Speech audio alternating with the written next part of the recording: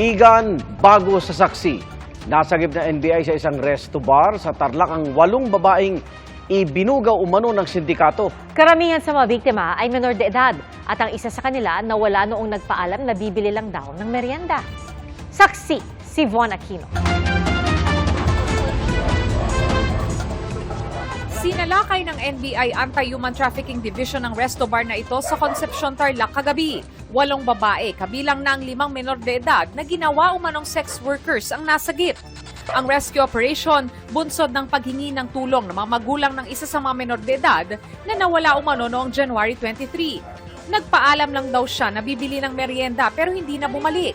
Makalipas ang halos 1 buwan, kinontak daw nito ang kanyang mga magulang.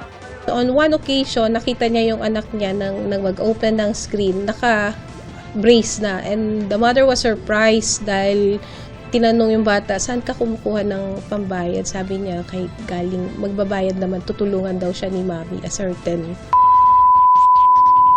Ayon sa NBI Atrad na makakuha sila ng impormasyon na sa isang resto bar sa Concepcion, Tarlac nagtatrabaho ang menor de edad na biktima. Dito na sila nagsagawa ng surveillance. Nalaman din namin yung mga bata being offered for sex doon mismo sa nila, parang dormitory kung saan sila natutulog. Kasi ang inaalaw lang mag-bar fine yung mga yung nasa edad na.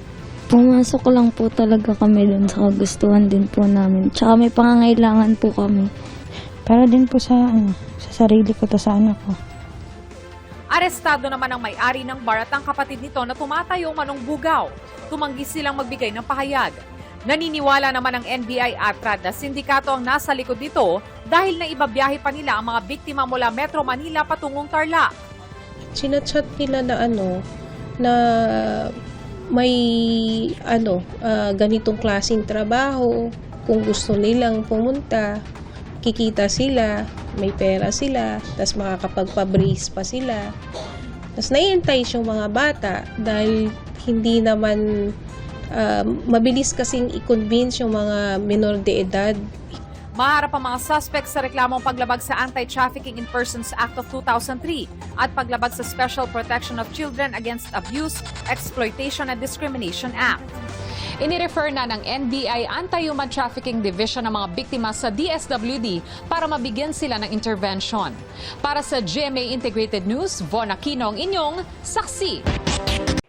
Mga kapuso, sama-sama tayong maging saksi. Mag-subscribe sa GMA Integrated News sa YouTube at para sa mga kapuso abroad, samahan niyo kami sa GMA Pinoy TV at sa www.gmanews.tv.